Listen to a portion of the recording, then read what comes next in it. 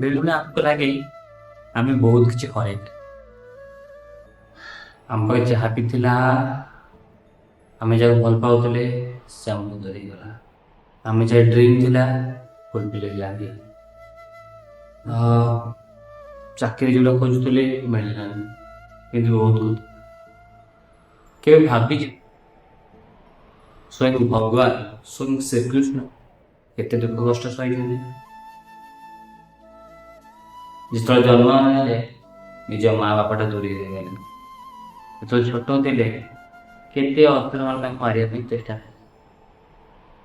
କିନ୍ତୁ ଯୁଗରେ ରାମକୃଷ୍ଣ ଜନ୍ମରେ ନିଜ ଘରଟା 14 ବର୍ଷ ଦୂରରେ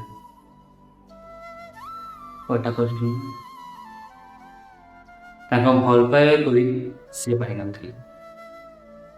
ତ ତୁମେ ତ ମଣିଷ ବାପର ହଁ।